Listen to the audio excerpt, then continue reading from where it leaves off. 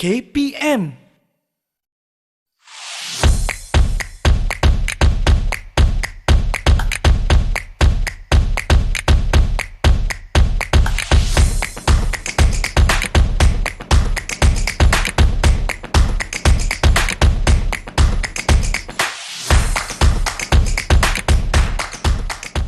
Assalamualaikum, salam sejahtera. Anda sedang menonton Bina Upaya Guru di saluran Didik TV KPM bersama saya Nisa K. Hari ini kita ada topik yang sangat-sangat menarik untuk kita bincangkan. Sebelum itu, bagi yang mungkin baru sahaja menonton Didik TV KPM masih belum mengenali program Bina Upaya Guru ini, program ini memaparkan kemanjadian guru atau laluan dan perjalanan guru sama ada menjadi guru biasa, pensyarah maupun guru-guru yang bekerja di bahagian pentadbiran. Baiklah, berbalik kepada episod kita hari ini, topik yang sangat menarik, kesihatan mental dalam profesionalisme pendidikan, yang mana kita akan membincangkan topik kita hari ini bersama-sama dengan tetamu saya hari ini, iaitu yang berusaha Dr. Ahmad Kamal bin Arifin yang merupakan Ketua Jabatan Pengurusan Hal Ehwal Murid dan Kaunseling Pusat Pengurusan dan Pentadbiran Pendidikan Institut Aminuddin Baki. Selamat datang, Doktor. Terima kasih kerana bersama-sama dengan kami di Didik TV KPM, khususnya di Bina Upaya Guru, bagi membincangkan topik kita hari ini sungguh-sungguh menarik, kesihatan mental di dalam profesionalisme keguruan, yang mana telah dilaksanakan sebagai antara usaha dalam membina serta memelihara kesihatan mental dalam warga pendidikan itu sendiri. Jadi, langkah Kementerian Pendidikan Malaysia KPM telah mengadakan program ini sejak 2009 lagi. Maknanya ini bukan perkara yang baru sebulan, 2 bulan, setahun, 2 tahun yang lalu diadakan, ya Doktor. Bertujuan untuk memperkasakan amalan gaya sihat dan juga membudayakan sikap kepedulian kendiri untuk mengalami saringan minda sihat di peringkat-peringkat sekolah seperti di PPD, JPN, IAB sendiri, IPG dan bahagian-bahagian di Kementerian Pendidikan Malaysia bagi mencegah masalah penyakit mental yang saya kira bukan perkara baru, yang diperkatakan ramai orang di seluruh negara. Jadi kita juga nak lihat kepada ciri-ciri kebimbangan, kemurangan dan juga tekanan kronik. Soalan saya, Doktor, penyakit yang fizikal, penyakit yang kita tahu batuk-batuk, demam, kita boleh nampak, kita boleh rasa, kita nampak orang sakit, kita boleh bantu. Tetapi kalau bercakap mengenai penyakit mental, penyakit yang kita tak nampak di luarannya, mungkin saya sedang tersenyum gembira, ya Doktor, tapi mungkin orang tak tahu kat dalam hati ni saya rasa kosong, saya rasa murung. Bagaimana kita sebenarnya mendefinisikan kesihatan mental tu, Doktor? Silakan, Doktor. Baik, bismillahirrahmanirrahim. Assalamualaikum warahmatullahi taala wabarakatuh. Terima kasih, Nisa. Satu soalan yang sangat penting, mustahak untuk diterjemah dan dikupas serta difahami oleh rakyat, khususnya warga pendidikan dan juga kepada kalangan murid-murid sekolah kita. Betul. Dan kerajaan kita melalui Kementerian Pendidikan Malaysia telah membina, mewujudkan satu program dipanggil Program Minda Sihat Kebangsaan sejak tahun 2009 dan kesinambungannya adalah dalam tempoh kontemporari sekarang. Bahawa kesihatan mental itu adalah merujuk kepada seseorang, sama ada orang kanak-kanak, dewasa ataupun orang yang dah lama matang hidupnya itu. Dan mereka itu tahu akan potensi diri mereka. Jadi 4 perkara. Pertama, dia tahu akan potensi dirinya. Yang kedua, dia menguasai persekitarannya. Dalam berti kata yang lain, dia boleh mengurus tekanan ke dirinya. Dan yang ketiga, dia boleh bekerja dengan keadaan yang gembira, selesa. Dan yang keempat, dia walau di mana dia berada, sama ada di dalam rumah atau di luar rumah, dalam konteks pendidikan di sekolah, dia dapat memberi manfaat kepada masyarakat sekitarnya. Maka itu yang dikatakan kesihatan mental. Jadi realitinya, kenapa perkara ini dibahas, dikupas untuk sebagai satu faktor stimulus kesedaran mentaliti dalam kalangan warga pendidikan kita khususnya, adalah untuk menyatakan bahawa Kementerian Pendidikan Malaysia sangat cakna dan mengambil peduli tentang kepentingan ekosistem kendiri dan masyarakat di sekolah akan kepentingan kesihatan mental. Dengan adanya dasar dan panduan daripada Kementerian Pendidikan itu akan menyebabkan ia sebagai pemangkin dan akan membitarakan kefahaman dan kesedaran tentang program minda sihat di sekolah-sekolah Malaysia. Baiklah, saya yakin rakyat Malaysia itu sendiri, terutamanya pada tahun-tahun kebelakangan ini, telah banyak kesedaran. Ini bermakna soal mengenai penyakit mental ini telah bahaskan di sosial media. Kalau dulu sebut je penyakit mental, orang akan ada stigma. Weh, sakit mental, gila ke dia ni? Tapi sebenarnya ianya lebih daripada itu, lebih dalam lagi daripada perkataan ataupun secara dasar, secara permukaan yang orang katakan. Jadi kalau berlaku dalam kalangan murid-murid sekolah, mungkin dalam kalangan guru-guru di seluruh sekolah, apa usaha-usaha yang telah dilaksanakan oleh Kementerian Pendidikan Malaysia itu sendiri, KPM, bagi memastikan kesihatan mental sentiasa sejahtera dalam kalangan warga sekolah? Sebab kita pun tahu budak-budak yang sungguh muda, usia yang sungguh hijau pun menghadapi masalah kesihatan mental. Baik, kerajaan melalui Kementerian Pendidikan telah pun mengasuh dan meng-highlightkan akan kepentingan pendidikan kesihatan mental dengan panduan dan bimbingan perkongsian kepakaran daripada pakar-pakar psikiatris dan pengurusan kekeluargaan sihat daripada Kementerian Kesihatan sejak 2009 lagi. Dan kesinambungan untuk pemerkasaan kesedaran kesihatan mental ni sentiasa dikembang tumbuhkan oleh kalangan pemimpin pendidikan negara kita. Dan pada 22 Jun, lanjutan daripada dasar persekitaran endemik 1 April yang telah dinyata dan diwawarkan oleh Kerajaan Malaysia melalui Yang Berhormat Khairy Jamaluddin, Menteri Kesihatan negara kita.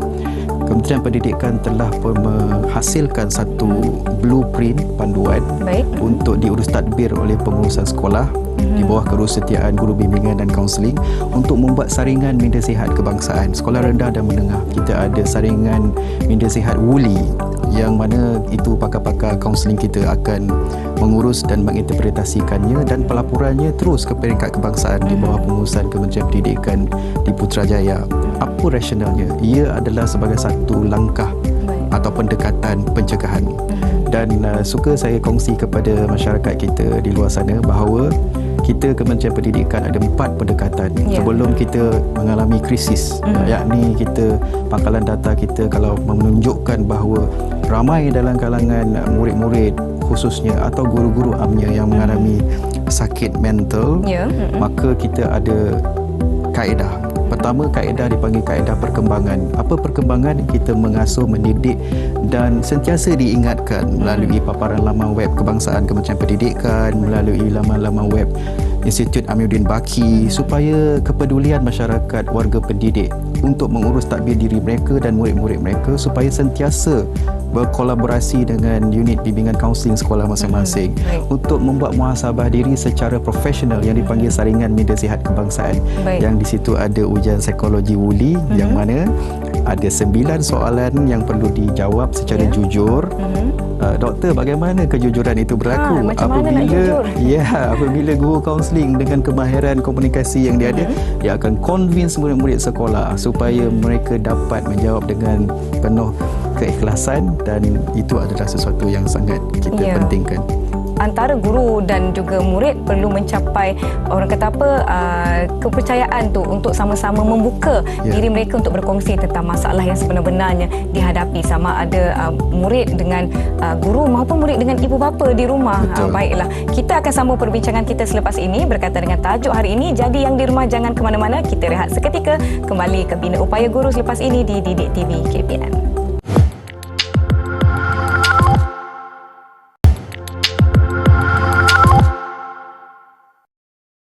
Bersama saya Nisa dan tetamu kita hari ini yang berusaha Dr. Ahmad Kamal bin Arifin membincangkan tajuk kita kesihatan mental dalam profesionalism keguruan. Menyebut kepada apa yang telah kita bincangkan di awal tadi Doktor, program Minda Sihat tahun 2009 bukan perkara baharu, telah diadakan bertahun-tahun lamanya, dan apakah objektif-objektif yang sebenarnya hendak disampaikan kepada orang ramai daripada program ini Doktor? Silakan.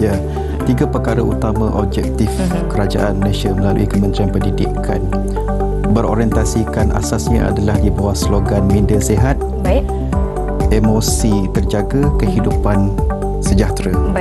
Dan ia adalah sangat penting untuk mendukung objektif program Minda Sihat kebangsaan, iaitu pertama adalah untuk membugarkan kesedaran tentang kesihatan mental.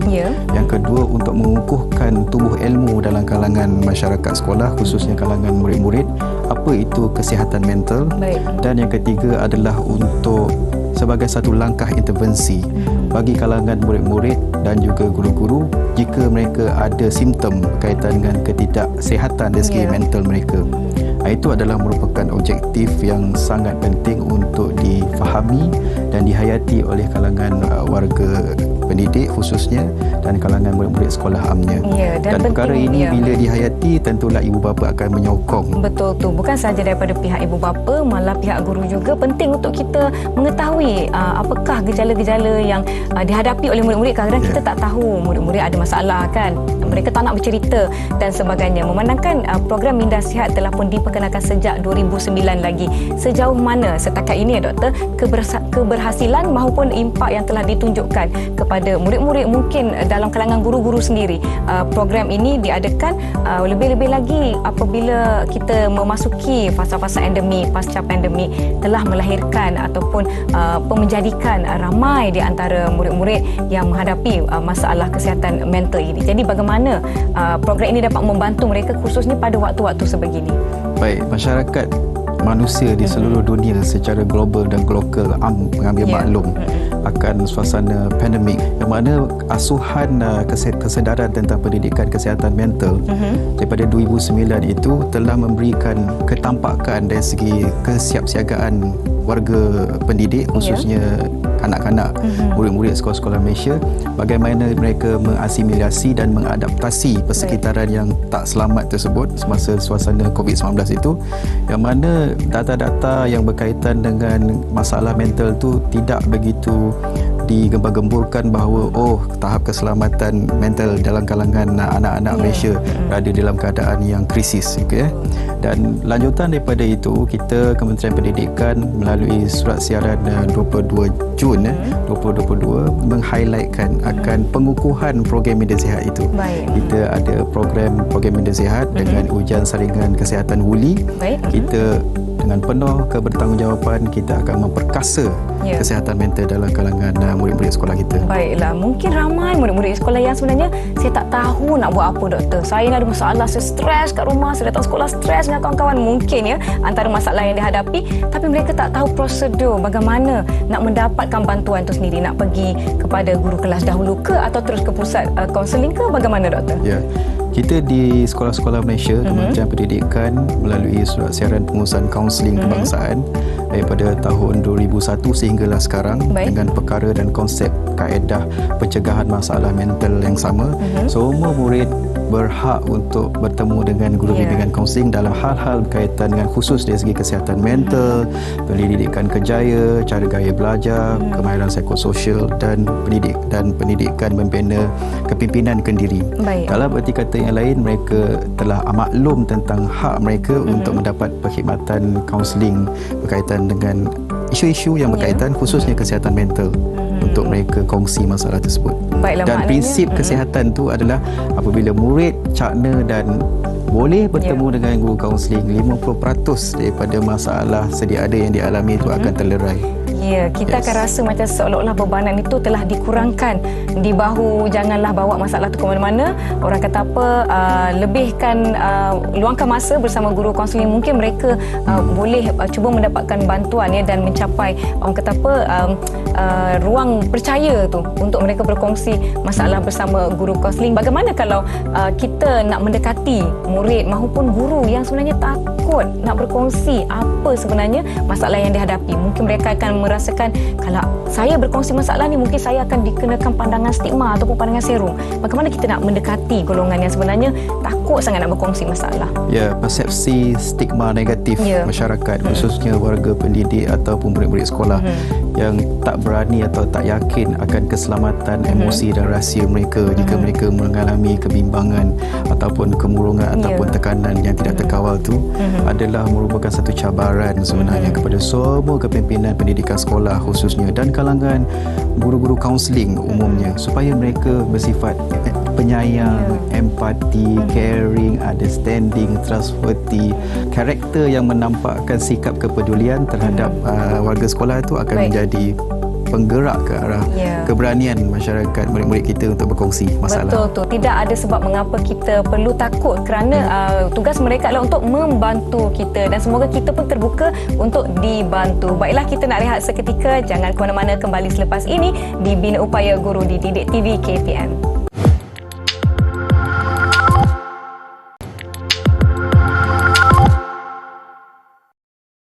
Bersama saya Nisa Kir dan Dr. Ahmad Kamal bin Arifin. Topik kita hari ini kesihatan mental dalam profesionalism pendidikan. Dan kita nak mendalami dengan lebih lanjut pelaksanaan program Minda Sihat itu sendiri. Kita ada sebutkan sebentar tadi Doktor mengenai warga ataupun anak-anak murid pasca pandemik ini, di musim-musim endemik ini, melahirkan mereka yang mungkin lebih cenderung kepada masalah kesihatan mental. Jadi adakah langkah-langkah khusus yang telah diambil bagi menangani warga pasca pandemik ini secara amnya, secara khususnya? Silakan Doktor. Kita memperkasakan program pendidikan kesihatan mental, promise bagi aspek motivasi, membina kekuatan dalaman dalam kalangan murid kita. Motif dan aksi kanak-kanak, murid-murid sekolah perlu dibugarkan dan hala tuju perlu dikukuhkan. Kesedaran mental adalah merujuk kepada kita membina kesedaran murid-murid untuk mereka sedar dan tahu akan potensi diri mereka masing-masing. Program-program motivasi membina karakter, minat kerjaya dan juga pencegahan dari segi kecelaruan emosi dan mental dikukuhkan oleh semua sekolah-sekolah rendah dan menengah seluruh negara dengan harapan kita akan menstimuluskan, merangsang persekitaran sekolah yang selari dengan dasar sekolah 3K itu, kesihatan, kebersihan dan keselamatan. Dan dia adalah kesinambungan daripada selari dengan apa yang diharapkan oleh Menteri Pendidikan negara kita, Datuk Dr. Razi Jidin, iaitu melalui konsep Sekolahku Sejahtera yang telah diwartakan oleh beliau pada 21 Februari 2022 yang lalu. Dan ini adalah merupakan satu aspirasi yang sangat penting untuk dihayati oleh kalangan warga sekolah kita. 3 daripada 14 nilai tersebut untuk melihat kesihatan, keseronokan dan keselamatan dalam kalangan murid-murid itu sentiasa dipelihara dan dibina daripada masa ke semasa, dan terasnya adalah untuk membugar dan mengukuhkan program Minda Sihat di sekolah-sekolah Malaysia. Baik, Doktor, saya sebenarnya teringat memandangkan saya ada di awal rancangan saya ada sebutkan kesedaran mengenai kesihatan ataupun isu masalah mental ni tidak asing lagi dalam kalangan rakyat Malaysia secara amnya, dan saya lihat ramai yang melakukan soal selidik DASS, Depression, Anxiety dan Stress Skill ni secara atas talian. Adakah itu platform yang boleh dipercayai atau lebih baik mereka pergi kepada sumber-sumber atau saluran yang lebih tepat untuk mereka tahu tahap manakah isu kesihatan mental mereka hadapi? Betul. Dalam dunia VUCA abad 21, IR 4.0 kita memang membicarakan teknologi digital untuk mendapatkan data standard pengoperasian sekolah, khususnya dalam melihat dan meninjau dan menganalisis tentang analisis kesihatan mental dalam kalangan murid-murid kita. Murid di sekolah-sekolah Malaysia boleh menganalisis, boleh ditadbir oleh guru kaunseling melalui sistem analisis kesihatan depresi, anxiety, stress skill tu, dan akan diinterpretasi secara terpimpin oleh guru kaunseling di sekolah-sekolah seluruh negara, dan pangkalan data umum tu boleh dibaca oleh pegawai meja kita di Kementerian Pendidikan Malaysia di bahagian pengurusan sekolah harian. Maknanya sekiranya menggunakan saluran yang betul, mungkin melalui sekolah atau guru-guru, mereka tahu apa langkah seterusnya untuk diambil. Mungkin lepas buat atas talian tu, dah tahu dah tahap saya banyak ni, betul tak tahu. Langkah seterusnya terus orang kata apa, tidak ada orang kata apa intervensi seterusnya. Jadi bercakap mengenai intervensi, apa alat yang telah digunakan untuk melaksanakan intervensi Minda Sihat di sekolah-sekolah? Satu tadi itu yang saringan Minda Sihat, inventory DAS tadi itu. Yang kedua soal selidik WULI yang untuk melihat tentang sejauh mana 9 perkara tentang kualiti kendiri berkaitan dengan kesihatan mental tu, adakah dia berada dalam keadaan okey ataupun tidak okey. Dan sebenarnya apabila murid-murid sekolah sudah didedahkan tentang saringan psikologi tersebut, mereka boleh memuhasabah diri mereka. Kalau mereka nak dapat bimbingan interpretasi, boleh bincang dengan guru kaunseling. Tapi kalau mereka rasa cakna dan mereka celik akal berkaitan dengan instrumen tersebut, mereka boleh muhasabah diri mereka daripada masa ke semasa. Boleh mereka baca, adakah saya rasa tak seronok hari ini? Saya seronok sangat. So dia dah dapat stimulus di situ. Secara tak langsung kehidupan mereka itu jelas dari segi apa sebenarnya yang perlu mereka fikirkan untuk membina kesihatan mental mereka dari masa ke semasa. Baik, Doktor, sebahagian besar perbincangan kita, soalan-soalan saya berkisar antara guru dan juga murid. Bagaimana pula dengan peranan pihak terpentadbir di sekolah? Ini soalan yang sangat penting yang sentiasa diberi perhatian dan dipantau oleh Institut Aminuddin Baki.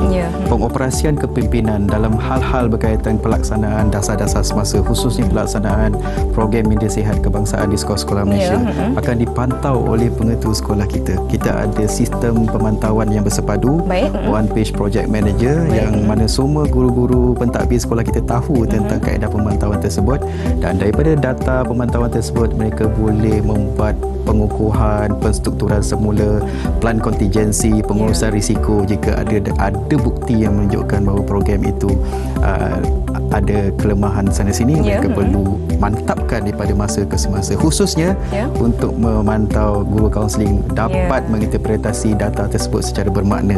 Baiklah Doktor, sebenarnya kita telah pun tiba di penghujung perbincangan kita. Banyak yang telah kita kupaskan dan diharapkan dapat memberi penjelasan dan pencerahan kepada semua yang menonton, malah kepada ibu bapa yang menonton, kepada murid-murid serta warga pendidik. Sedikit daripada Doktor, kata-kata akhir harapan Doktor terhadap program minda sihat yang kini saya fikir lebih cakna lah dalam kalangan rakyat Malaysia itu sendiri. Baik.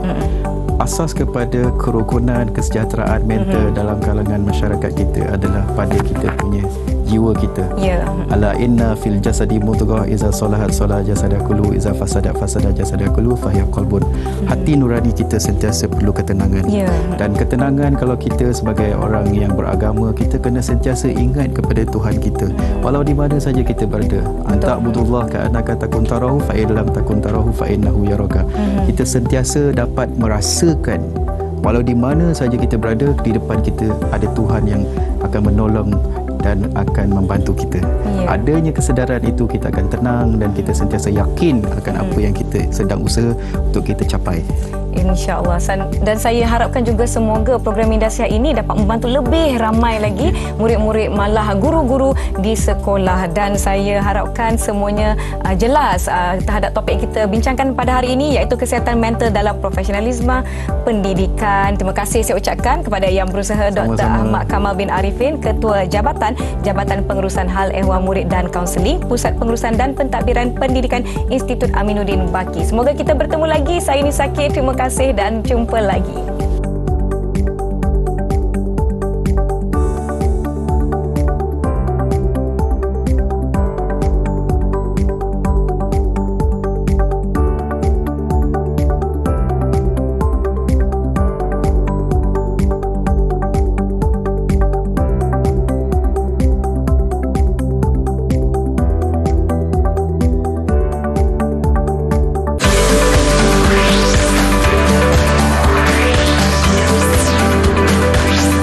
Didik TV KPM